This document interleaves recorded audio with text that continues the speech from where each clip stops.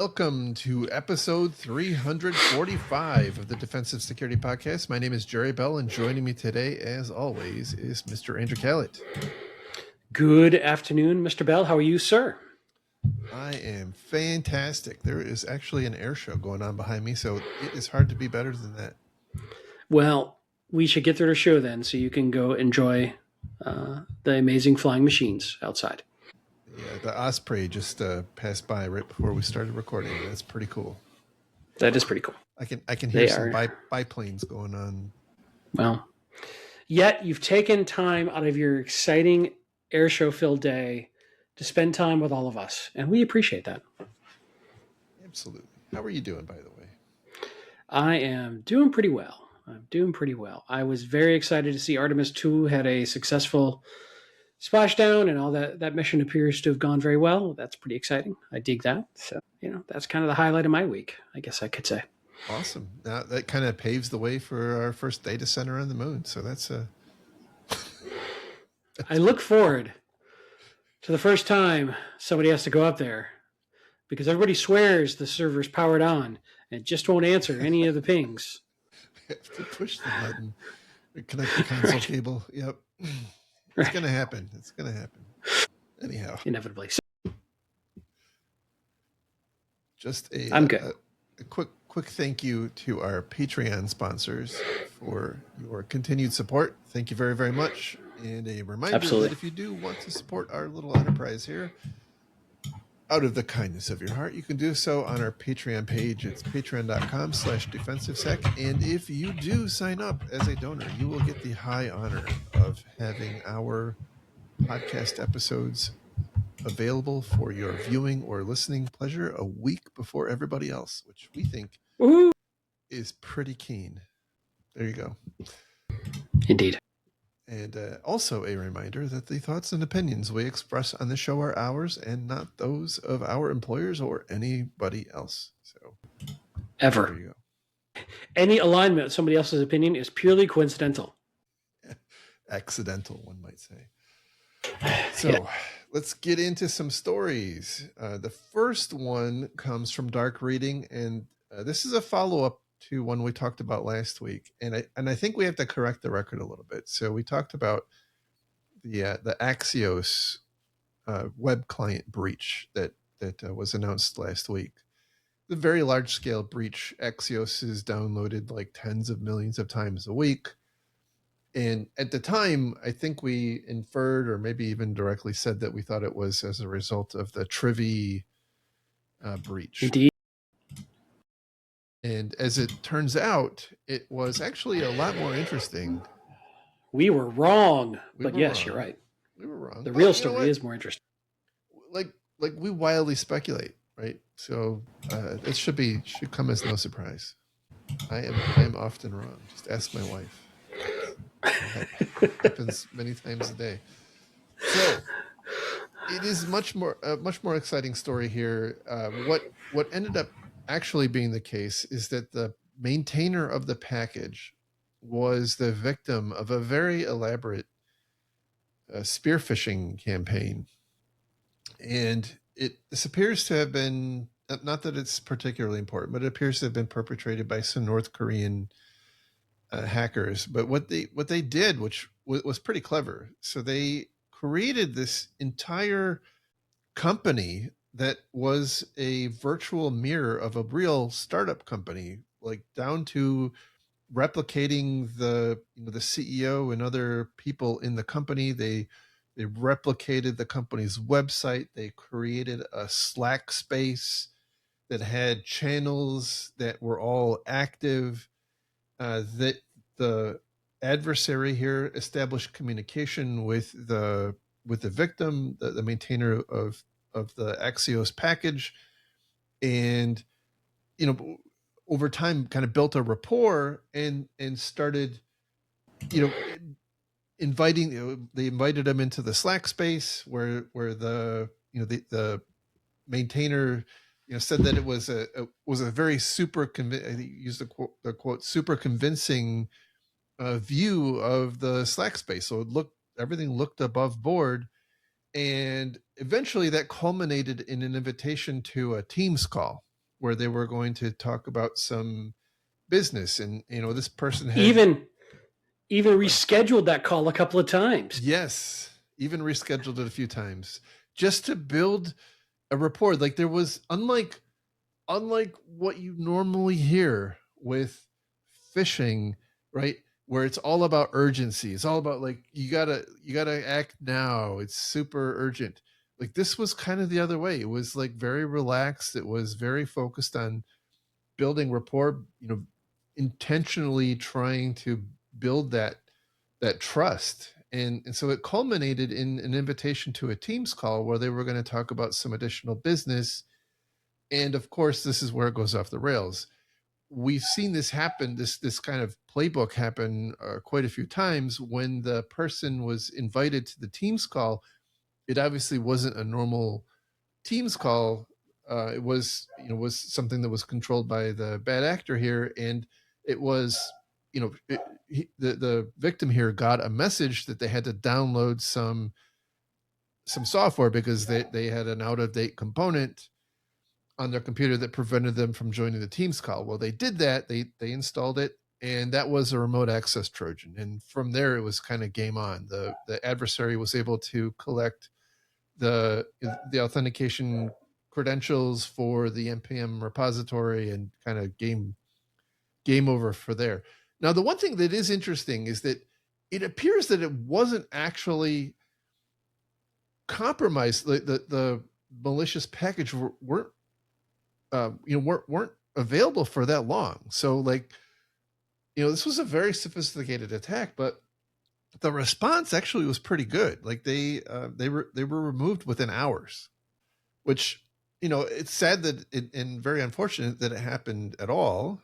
But I'm impressed that they were able to get it in the aftermath of such a complex attack. They were able to remove the malicious package within hours. That's pretty good.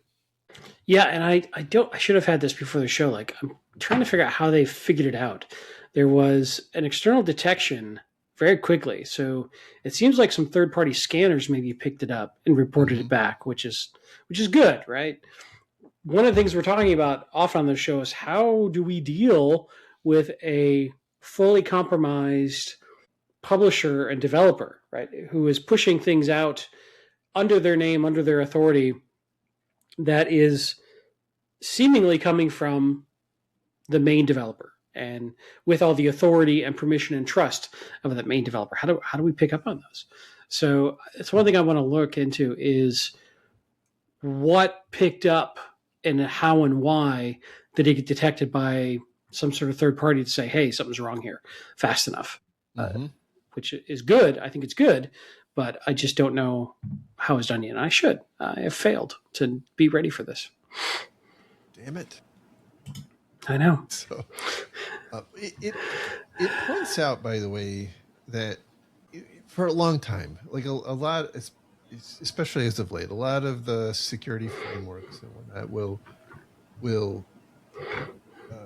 levy this requirement about kind of separation of responsibility, where you don't perform what I'll call privileged functions on the same computer that you do, or at least the same session under the same credentials that you do with quote privileged activities like maintaining code. And so one of the takeaways is highlights the importance of that, right?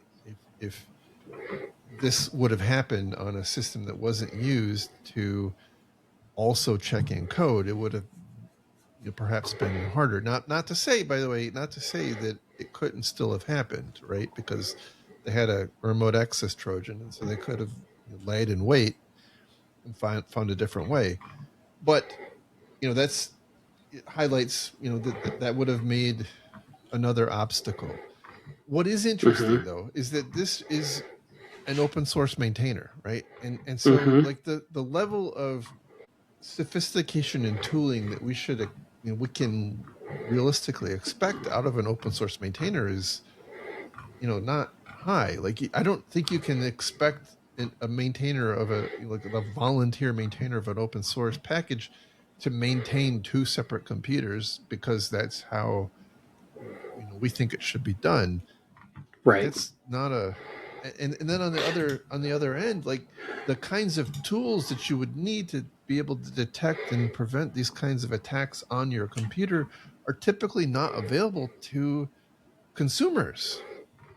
Right. Like there Right. isn't a, Yeah. as far as I know, there's not like a consumer version of CrowdStrike and You don't or think Sentinel-1. Malwarebytes wouldn't, catch this? Well, Well, yeah, in a corporate environment. as much as Go I ahead. love Malwarebytes, I don't know that it's equivalent. This episode not brought to you by Malwarebytes or CrowdStrike or Sentinel-1.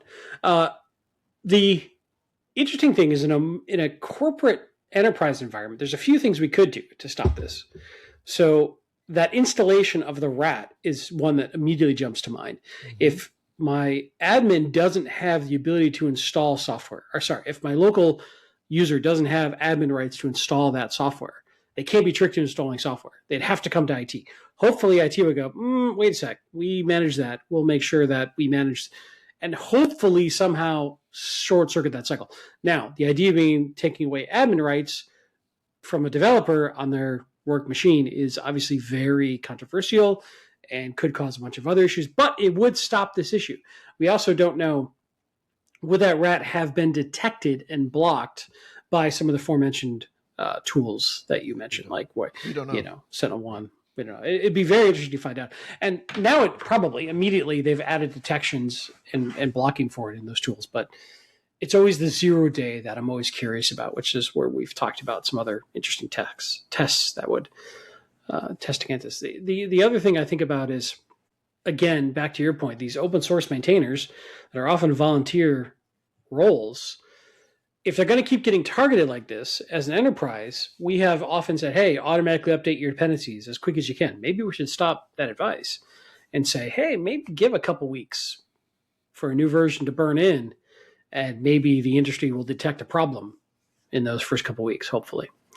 So I definitely think that something fundamental is destined to happen here, because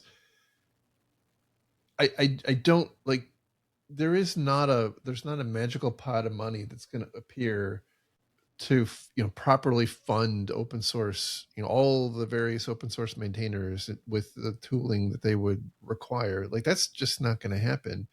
And at the same time, the adversaries are figuring out that this is like the easy button that they just keep hitting over and over and over again, increasingly.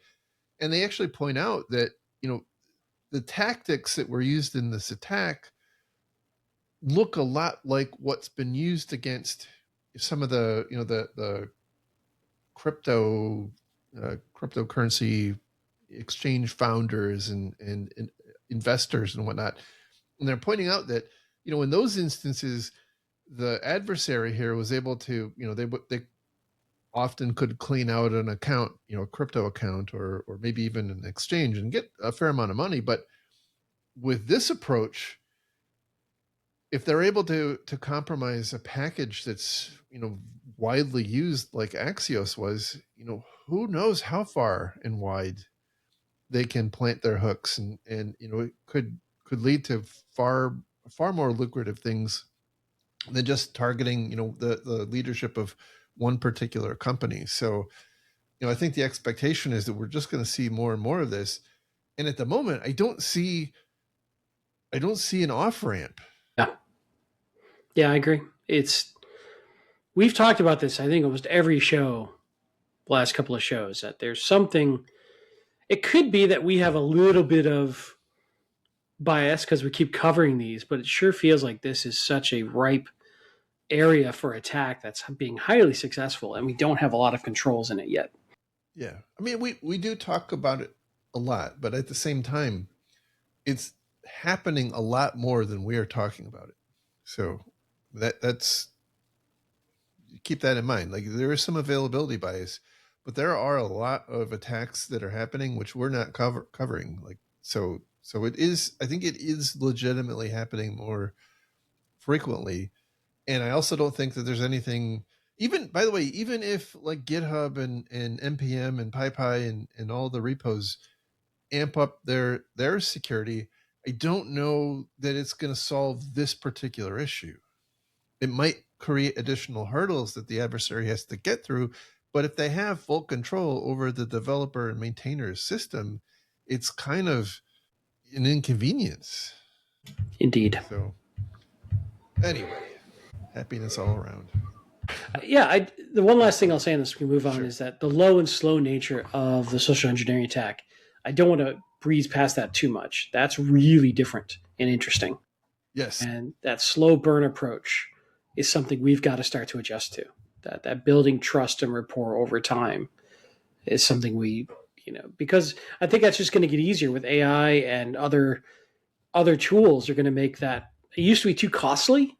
Now I don't think it is. I think it's going to be much more commoditized to go after folks with this sort of attack technique. So something to think about from your training and awareness, methodologies.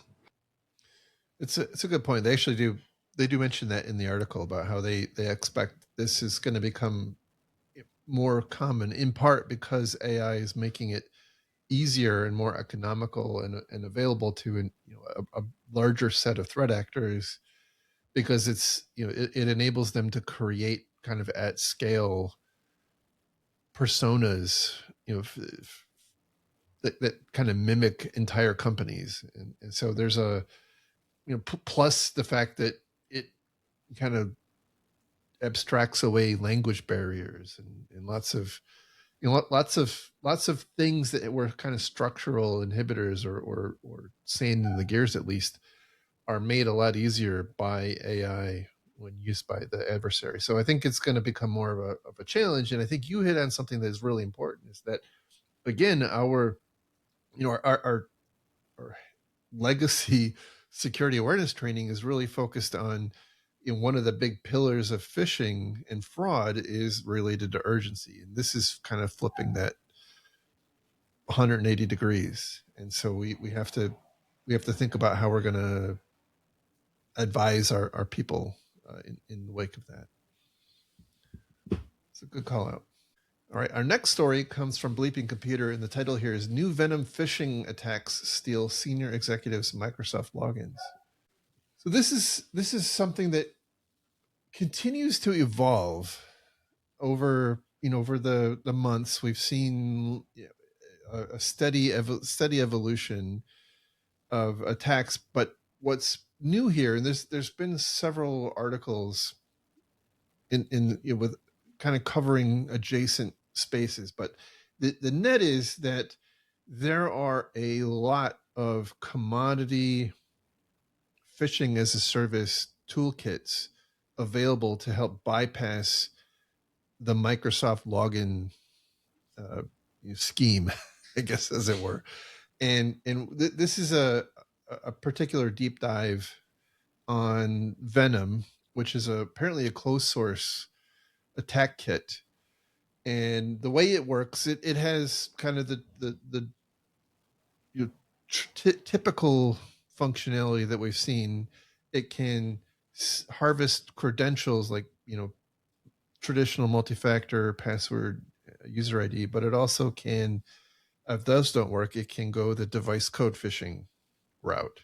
It also, by the way, will it's smart enough to recognize when it is being analyzed, right? When the visitor appears to be someone who is a security researcher, not the intended victim. And so the main way this starts is by presenting the victim with a QR code, and that is becoming, by the way, much more common with applications kind of across the universe, where you have an authenticator or you have an application that you're logged into on your phone, and your computer presents you with a QR code that you scan with your phone, and you inherit the trust from the logged in application on your phone to whatever session you're trying to log into on your computer. Well, that is what they're trying to do in this instance, is take take the attack off of your computer where you're probably running EDR and onto your phone where you're not. And so now it's they're damn clever. It's the best way I can say it. So anyway, that's how it starts. They have a device code phishing scheme where they're attempting to get you to establish trust with what you think is unrelated, but behind the scenes, they're popping up pages that make it look like you're logging into something, but in fact, what you're doing is enabling trust to an attacker-controlled system, and that attacker-controlled system, once it's trusted, has the ability to act with your permissions in Microsoft, in the Microsoft Entra ecosystem. And either way, like the thing that they're trying to do is, even if they're going after traditional password multi-factor token phishing, is they will ultimately, in both instances, attempt to establish a trusted device. And the reason they do that is because it survives password changes. And so, even if you recognize that you were phished and you say, oh my gosh, I'm going to go change my password or reset my multi-factor token, if you don't also disconnect any trusted devices, you're probably still compromised. So that's what they're really counting on here. And it highlights, again, as we've been saying for a long time now, that FIDO2, passkeys, whatnot, is becoming like just table stakes. But I fear that that's only going to be a feasible issue or feasible defense for a certain amount of time, because at the end of the day, even with FIDO2, you end up with with an authentication token, like a cookie or what have you, that could theoretically be stolen. They haven't figured out how to do it yet, but I think that's coming. Yeah. So, what are your choices? Reauth every session, which is annoying and causes friction. I don't think there are any at the moment. And use some sort of like hardware enabled device or system trust enabled that is specific to that device, or some sort of FIDO key or whatnot. I don't know. It's an interesting problem. The other thing they talk about is, make sure that your C-suite executives are using these more complicated authenticators, which I have found over the years, C-suites really love more friction in their logins. They're super receptive to new. They love that technologies, yes. Especially not being able to work on their phones or their tablets, right. Only from their company issued devices. They're fully supportive of these moves. Oh, absolutely. I will say, when we get into the ecosystem, or we get into the point of needing to bypass passkeys, I think it's going to require more of a presence on the endpoint. And so I think at that point, we're going to be talking a lot more about limiting access to only devices that the organization controls, where you have your own, endpoint management and monitoring and security tooling. Because I think, what we've been, I think passkeys have bought time for BYOD, right? But I think that is, maybe there'll be another thing that buys more time, right? But I think where we're ultimately going to end up is we're going to have to not permit that. Or the BYOD is going to have to run your tooling, because one of the big issues now is the info stealers that sit on your computer. Like, that's becoming a huge problem now, and those things are not detectable oftentimes by the just plain old antivirus. And your BYOD device probably isn't running SentinelOne or CrowdStrike or right. what have you. and has all the local admin problems and easy, all those defenses we've built up over the years on corporate devices, which some people hate but help us with these problems, are not present on personal devices typically.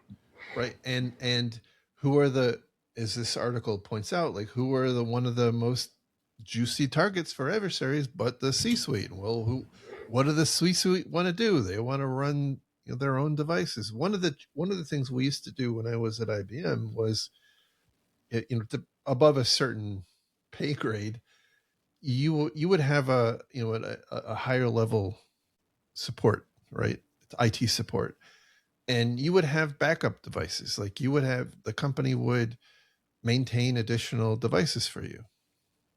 And that would allow you to, if your main computer died, which is often the objection, right? That you have to use your personal computer because my main computer, my work computer died.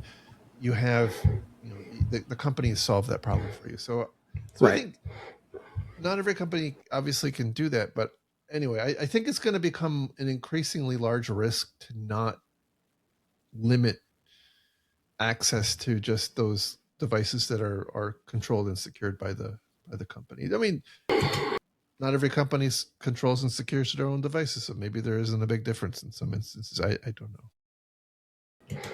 Yeah, it's an interesting problem, and I think it's going to continue. Obviously. Yeah. Sorry, I disappeared from camera for a second because I forgot to plug my camera in and it was yelling at me that it was running out of battery power. So I had to. Why isn't induction power just present in the world? Nikola Tesla had this solved, man. Yeah, he had it solved, right? Yep. So sad. You know what it was? It was all because we had. I mean, if you think about it, like if Tesla's wireless power transmission had worked, how much would have the USB Foundation or whatever they're called lost in licensing revenue? I honestly think that they probably have time travel technology, and saw that if he were successful, they would have lost all that revenue, and so they've taken care of the problem. So what you're saying is Thomas Edison was influenced by the USB consortium's time travelers. Yes, that's exactly what I'm saying. I believe it. Breaking news on this program. Yeah. Hey, I look forward, by the way, to the AI transcripts grabbing this show and using this to train their models. Oh, it's going to be great. Absolutely. Or the quotes. Do you know what Jerry said? All right. Anyway, moving on.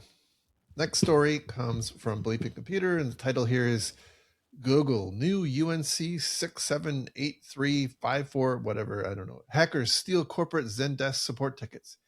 I thought this was interesting because we talked a while ago in the height of the whole Salesforce hoopla about how at some point the threat actors were going to get bored of Salesforce, and that or it would just become not worthwhile and they would move on. And I don't think this is necessarily the same actor, but it's the same idea. The threat actors have indeed moved on, and now they're focusing on ticket systems. In this particular case, it's Zendesk, and they're hitting business process outsource providers because those companies tend to have like lots and lots of tickets for lots and lots of different end customers. And so what they're doing in this instance is social engineering support agents of these business process outsource providers, and with the objective of stealing their credentials that allow them to log into Zendesk. And then once they have that, then oftentimes they have access to basically all of the tickets that company has the ability to get access to. And it's fairly clever, but not super complicated attack. Right, what they're doing is they're sending links to the support agent, what looks like a login page for the Zendesk page of the company they're purporting to be from, and so they're trying to trick the agent into logging in to a system that they control, stealing their Okta credentials. And then from there, I think is very much like what we saw with Salesforce, right? The threat actors log in, they suck out all the data, and then they try to extort the end victim or the business process outsourcer themselves out of money to not release the data. So I think, I don't know if this is going to continue on like it did with Salesforce, but this could be kind of the start of a new thing. And before you kind of dismiss this as not a big deal because it's just Zendesk, it's amazing how much really sensitive information you can find in support tickets. Oh yeah, absolutely. Yeah. Absolutely. And rarely is that data automatically masked in some ways. I think it's a powerful source of information and intelligence for the bad actors to grab. So it's not structured. So unlike right, when you hoover data out of Salesforce, it can be pretty structured. I'm sure there's some unstructured data in there as well, but a lot of it is structured, like names and email addresses and birth dates and stuff like that. Whereas this is, it's you have kind of telemetry information about the end customer, but then it's like, oftentimes kind of free text fields. And I mean, your point is valid. Like you could mine the crap out of that and end up with a lot of valuable stuff. Yeah, we'll see. Yeah. So, I mean, look, I think the same safeguards that we've talked about for Salesforce apply here. You go back to I think it was like 4 or 5 episodes ago, we covered some of the precautions that Google has published, and I think the same set of guardrails and precautions apply here. The main one being FIDO passkeys. Like all roads lead back to that, but I think there were other relevant things in there as well. Indeed. Yeah, I don't have a lot else that's all that interesting to add other than another interesting target to care about, right? Watch this space. Yeah, just if you are a company who uses a tool like this, or you have a business process outsourcer, or you are a business process outsourcer, it would behoove you to put some additional controls, access controls in front of your instance, right? Like, do you need to allow every IP address on the planet to access your tenant? And the answer is probably no. So maybe you should think about that. And of course, passkeys are awesome. Indeed. So, all right, moving on to our next story. This one is all the rage. Like, all the cool kids are talking about it, and we also want to be cool kids. So we are also going to talk about it. The title here from Hacker News is Anthropic's Claude Mythos finds thousands of zero-day flaws across major systems. This was one of approximately 4,328 articles per day published in the last week. Yes. This topic. Definitely a PR generating machine. And I will say it is completely coincidental and totally unrelated 100% that Anthropic will be IPOing soon. Like, just another unrelated, completely unrelated. Totally unrelated, has nothing to do with this story whatsoever. Absolutely. I honestly think if you're in the security world and you didn't post about this in some way on LinkedIn, you just get kicked out of the industry.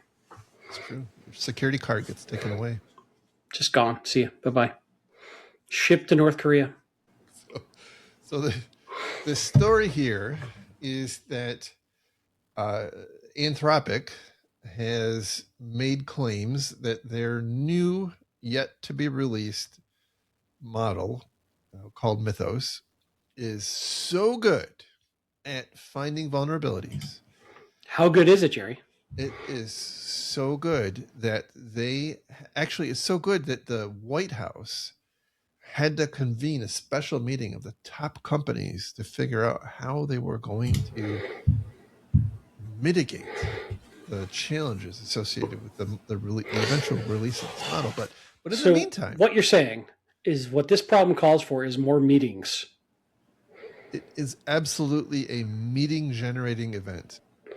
All right. Absolutely. All right. Absolutely. So they in Anthropic's defense, what they did was they to guard against the terrible future that could arise as a result of this model becoming public. They've created this project called Glasswing, where they have identified a host of very large companies, AWS and Broadcom and Apple and Cisco and CrowdStrike and Google and very, very rich companies. Yeah, JP Morgan Chase and the Linux Foundation and Microsoft and Nvidia. Anyway, like all the big tech names. I think Meta is not in there. So I mean, I think there were some companies that were just like conspicuously not invited to the party, right?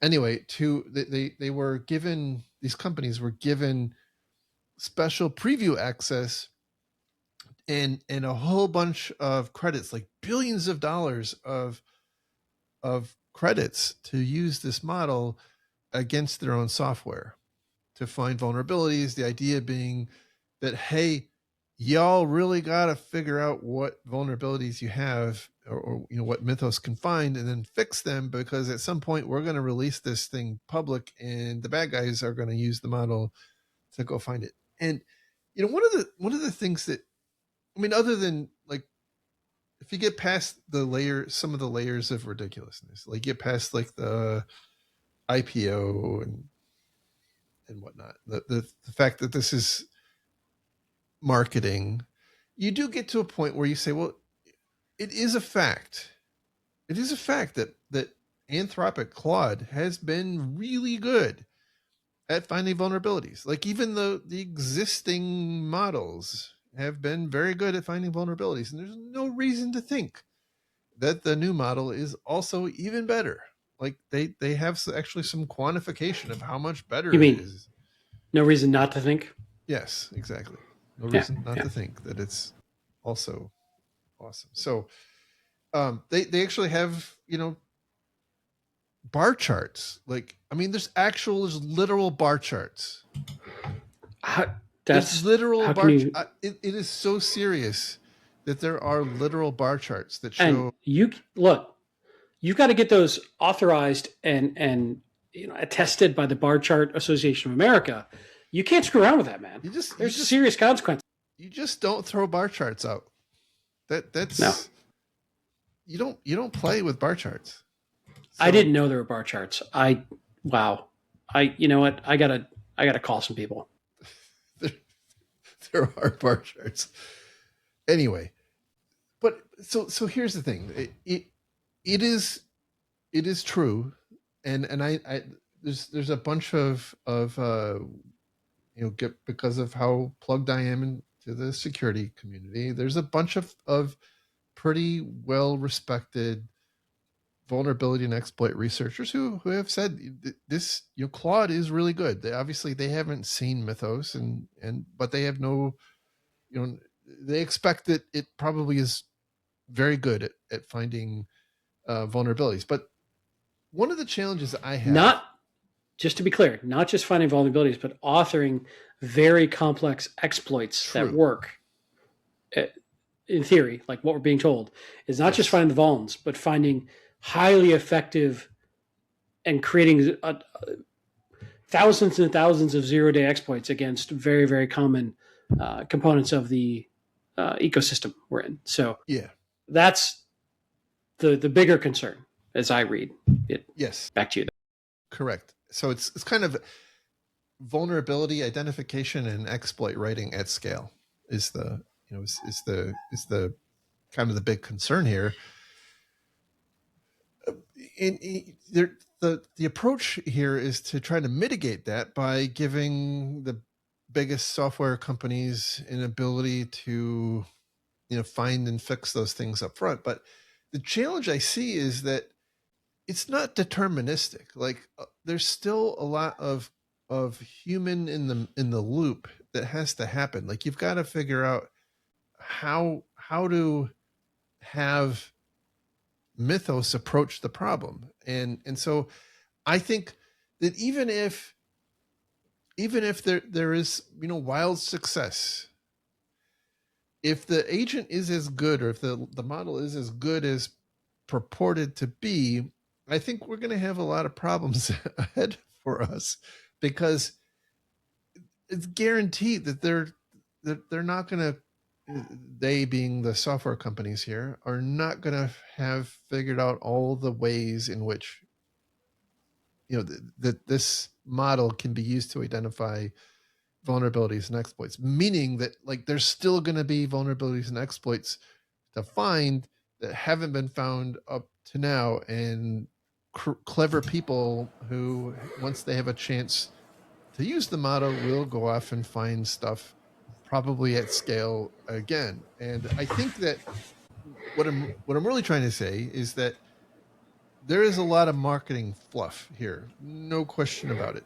But I also think that we have to start getting ready for a future where we have a much higher volume of vulnerabilities with exploit code available to them than we've seen in the past.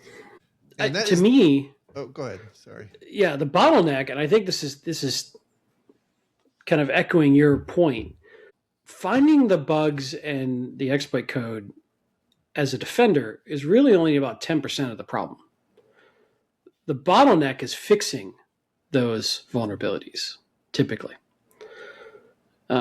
So yeah, you're right. If this launches out into the world and has the capability that it says it has, and until I see a lot of independent verifications, I'm naturally skeptical, but let's just take them at face value for a moment. That's going to be a big problem. Now, the net positive to this is if we can take that kind of capability and arm developers with that functionality as they're developing code, to ideally stop them from publishing vulnerable code to begin with, or developer agents, right? Whatever AI tool is writing it.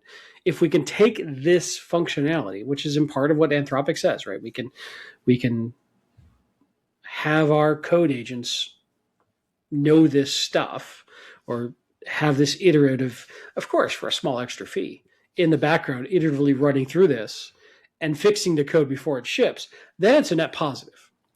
What I think we're worried about, what I think the breathlessness of the industry is, all 0 days just became available at trivial cost to anybody, and it's going to, be Y2K all over again and shut down the industry. Well, maybe. The reality is right now, and let me just say this before I say the statement, this is probably going to change. The reality is right now, the vast majority of successful attacks aren't exclusively vulnerability exploitation. It's a lot of social engineering. It's a lot of stolen credentials. It's a lot of multi-step attacks. So, but that could be in part because there's a high level of cost and time and effort to find exploitable 0 days. If this changes that effort to near zero, of course, Anthropic wants to make money, but near zero, we may see a big shift back towards vulnerability exploitation being far more impactful. Mm-hmm. So I don't want to just dismiss this and say, well, that's not how exploits happen today. That's not how they're happening today, with all the inputs and all the costs and all of the, what is the ease of targets and how do you go after it? If this changes that equation, we may see that. So there's a lot to digest here. And what's fascinating to me is how stocks like CrowdStrike and other defensive stocks just got slammed on this news. And it's weird because I don't think they're mutually exclusive. No, not at all. I think this is just raises the bar, but we'll see. I don't know. I honestly don't know.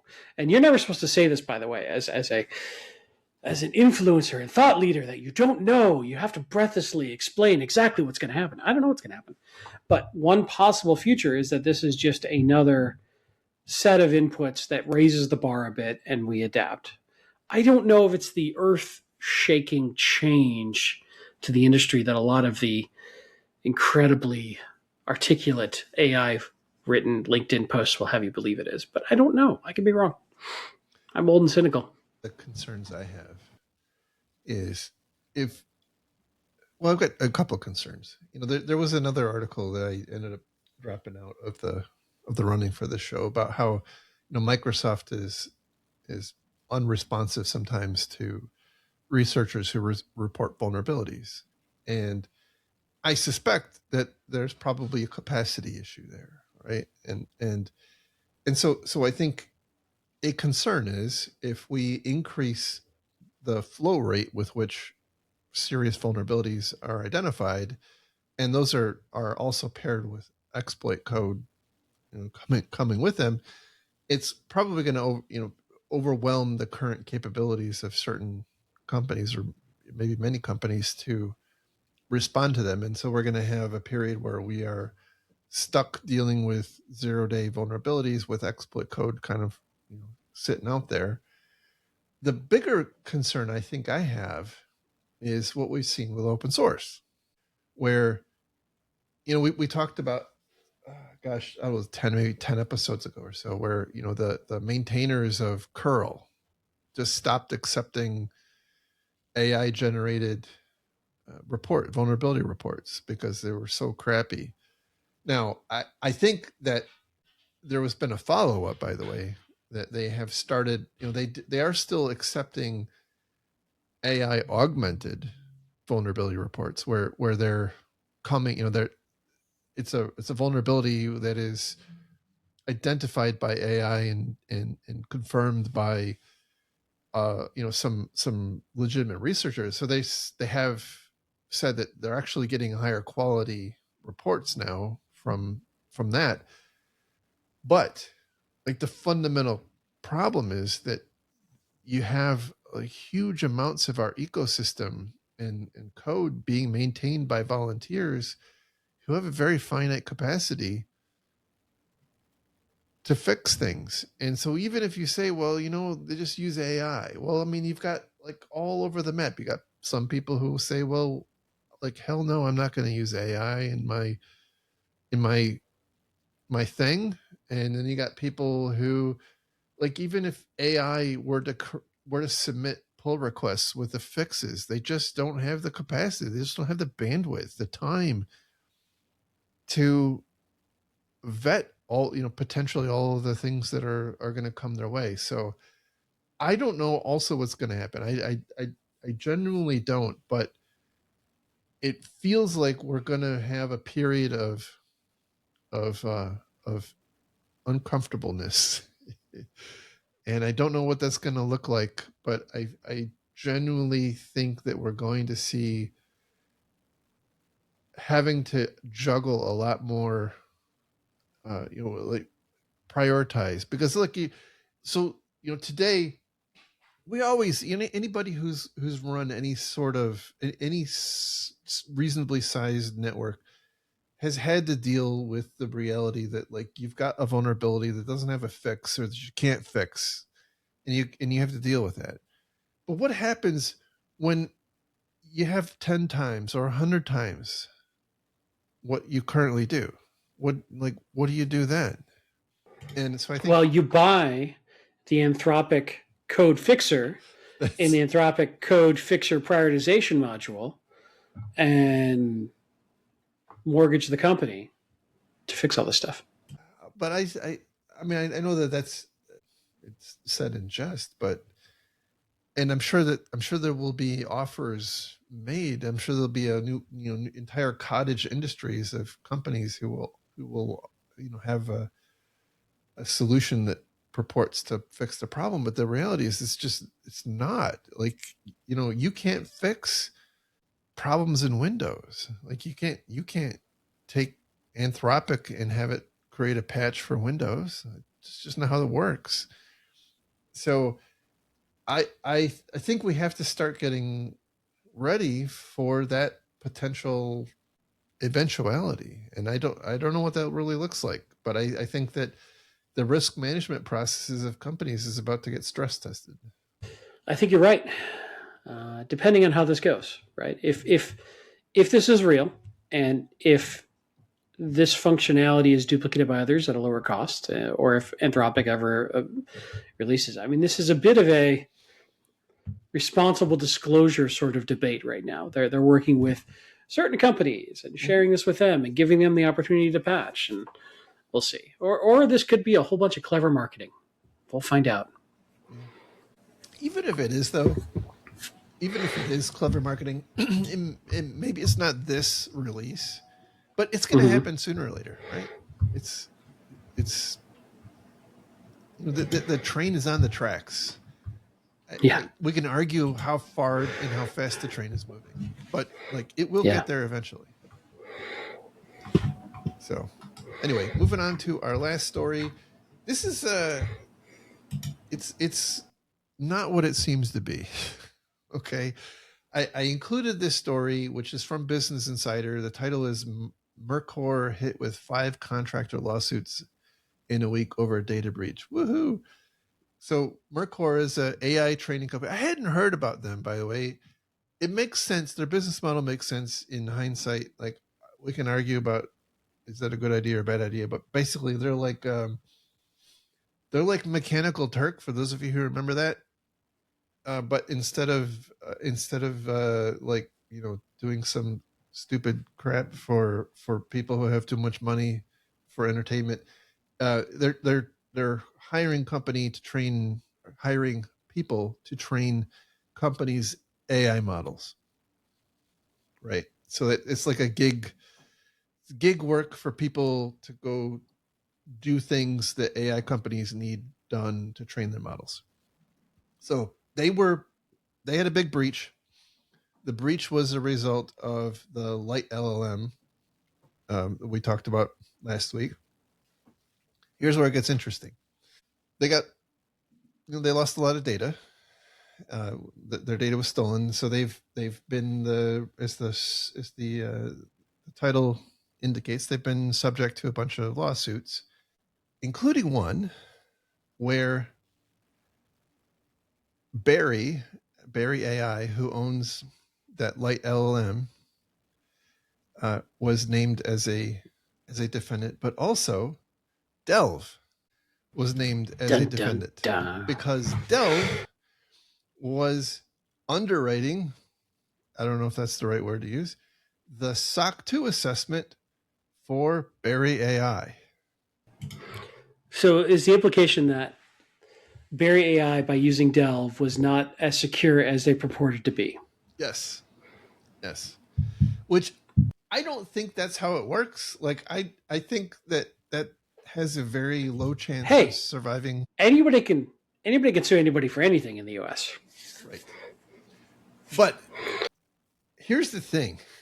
Unless Delve somehow is able to get this lawsuit like dismissed, for some reason, right? Jurisdiction or like some early dismissal. I have a feeling they're going to settle because otherwise they're going to have to go through discovery. And I think that's probably, based on everything that I've been reading, probably something they don't want to do. So, but it's also interesting that it's Delve that's named in the lawsuit and not the SOC 2 auditor that is named. And that part I still do not understand. I don't have my head wrapped around.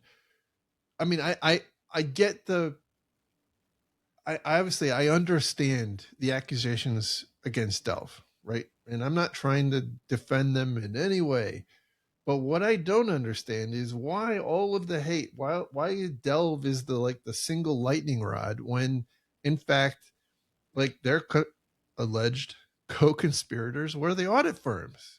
Like those audit firms we're the ones who were actually signing the audit, and the allegations are that Dell was feeding those audit companies paperwork for them to sign off on.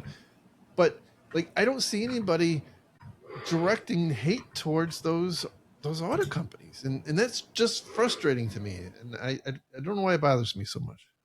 I hear you.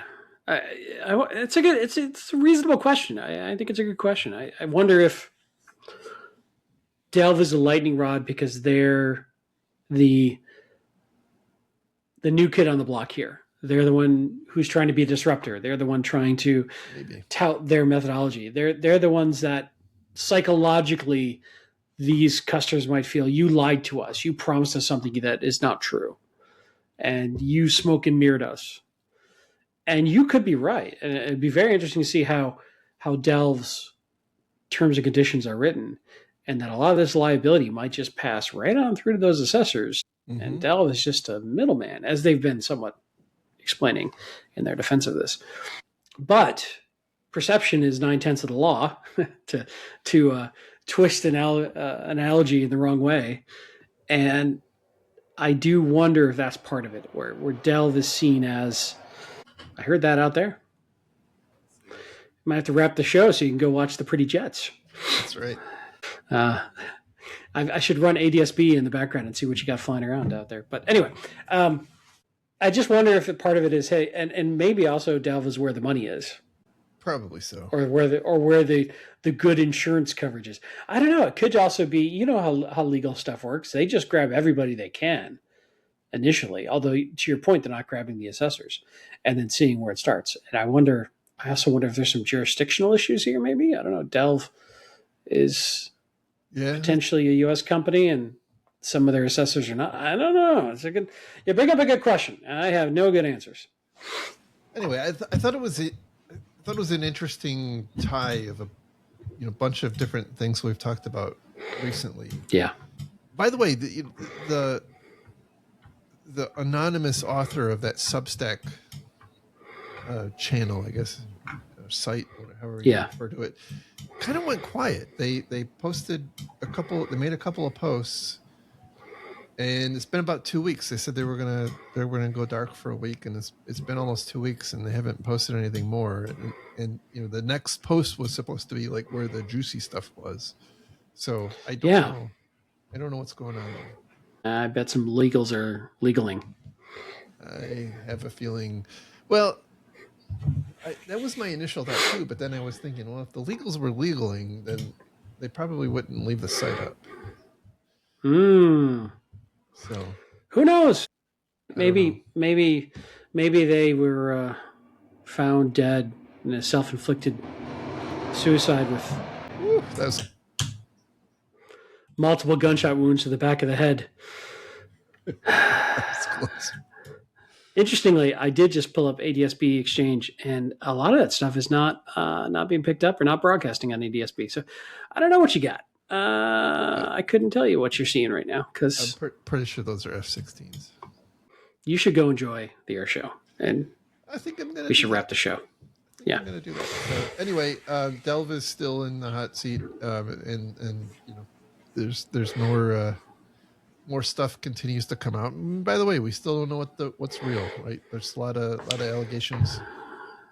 Speaking of lawsuits, I know we got to wrap, but remember how Delta Airlines was suing CrowdStrike over the big outage? Yes. I wonder what's going on there.